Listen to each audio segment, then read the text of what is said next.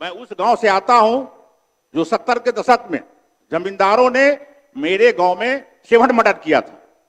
7 आदमी का मर्डर किया था जमीन के लिए। जो पहले जमींदार होते थे वे जमींदार लोग गरीब लोगों को अपने जमीन में बसाते थे और हर दिन उसका चाकरी करता था, हर दिन खटाता था और मजदूरी के नाम पर वेतन नहीं देकर के उसको भोजन देता था।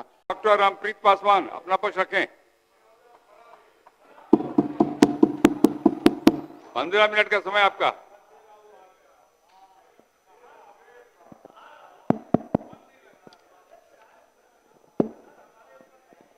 माननीय अध्यक्ष महोदय, आज सदन में बोलने के लिए जो आपने मुझे समय दिया है, मैं आपका आभार व्यक्त करता हूं।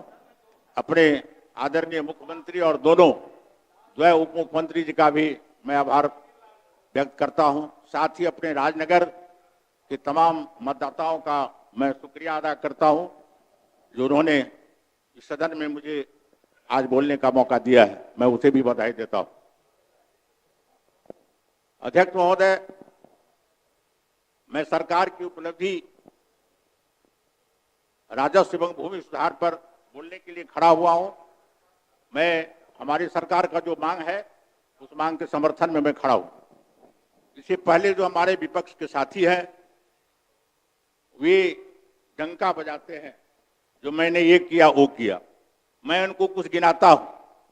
90 के दशक में, 80 के दशक में और 70 के दशक में मैं उस गांव से आता हूं जो 70 के दशक में जमींदारों ने मेरे गांव में 7 मर्डर किया था।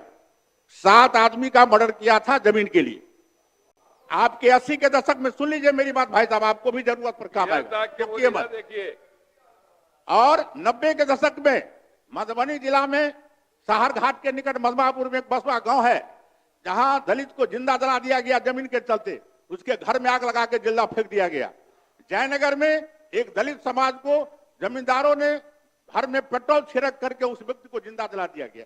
ये इनके रीजन में हुआ। ये इनके रीजन में दलितों पर जो अत्याचार हुआ मैं इनको गिनाता हूं। और कांग्रेस ने क्या किया? कांग्रेस तो उस गरीबों को, जो पहले जमींदार होते थे वे जमींदार लोग गरीब लोगों को अपने जमीन में बसाते थे और हर दिन उसका चाकरी करता था, हर दिन खटाता था और मजदूरी के नाम पर वेतन नहीं देकर के उसको भोजन देता था। और जब उसको वास्तविक प्रता की बात हुई तो उसको जमीन से बेदखल कर दिया गया।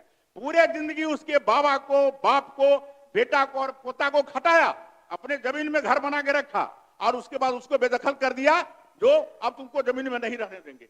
ये पूर्व के सरकार के द्वारा ये सब का सारे काम हुए।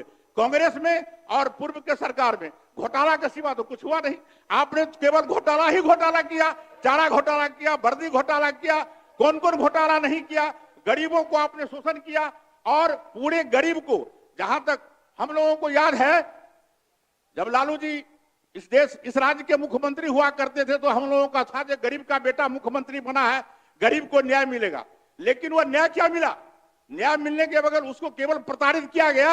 उनके जमाने एक मंत्री राजस्व मंत्री हुआ करते थे। मेरे क्षेत्र राजनगर में उन्होंने चौर जमीन होता है जिसमें सालों भर पानी रहता है, बासगीत के नाम पर उस गरीब को चौर जमीन का बासगीत दे दिया गया। इतना बड़ा मजाक किया गरीबों के साथ, वो आज भी प्रूव्ड है मेरे साथ। तो इस तरह से गरीबों के साथ अत्याचार किया गया। वो कहा जो डोका बिछने वाले, घोंघा बिछने वाले, सतुआ बिछने वाले सारे लोगों का मैं कल्याण करूंगा। और कल्याण के बाद क्या हुआ? एक सामाजिक न्याय की बात करते थे और इस सामाजिक न्याय क्या करेंगे? वो गरीबों के साथ ही जितने इनके लोग थे गरीबों पर अत्याचार करते थे। एक एक घटना ही, मेरा मधुबनी जिला इतना शांत जिला था और जमीन को विवाद को लेकर के इनके लोगों ने कितने लोगों को हत्या किया वो एक एक सबूत है जिला में रखा हुआ। तो ये लोग घोटाला करते हैं, गरीबों पर अत्याचार करते हैं और कहते हैं कि कांग्रेस ने ये किया। कांग्रेस क्या किया? पूरे देश में परिवारवाद किया। और उस जमाने में जब मेरा सुरक्षित क्षेत्र था तो अपने मजदूर को जो उसके खेत में काम करता था उसको वह टिकट देता था। और इतना ही नहीं, वोट पर अत्याचार करता था, वोट छापता था, उस दलित पर अत्याचार करता था और वोट को भी छाप करके ले लेता था। यही तो कांग्रेस ने किया है, गरीबों के साथ यही न्याय किया है।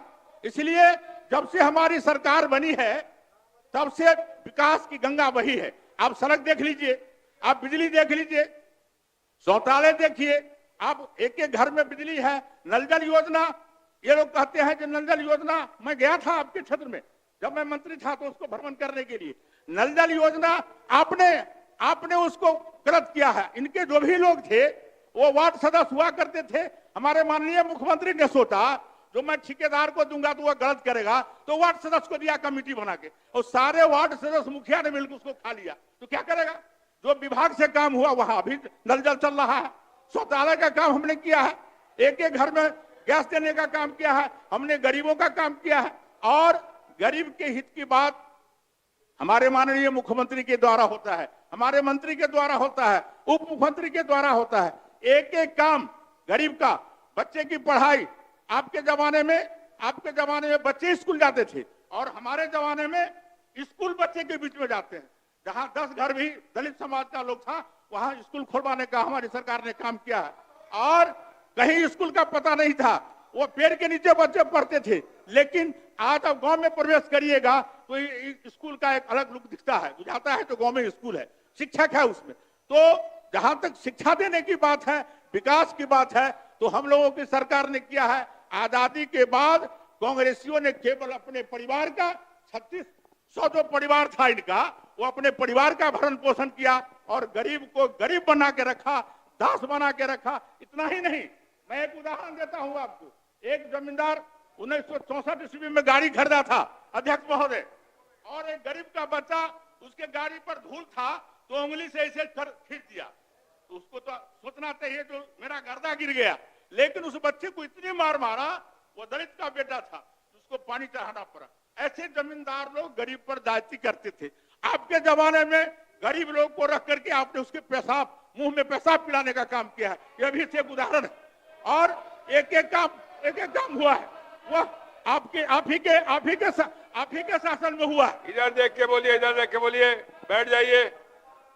इसलिए अध्यक्ष महोदय, ये इनके जमाने में जमींदार लोग 1 मन का 1.5 मन उन्हीं के खेत में मजदूरी कराता था, और जब धान उगता था घर में तो काट करके सब अपने घर में ले जाता था और कहता था जे तुम्हारा तो सूद मूल उसी में चला गया।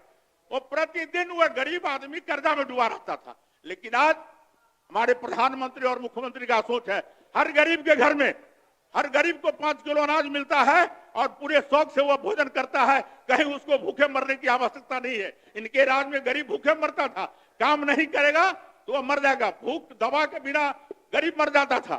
ये स्थिति थी इनके जमाने में।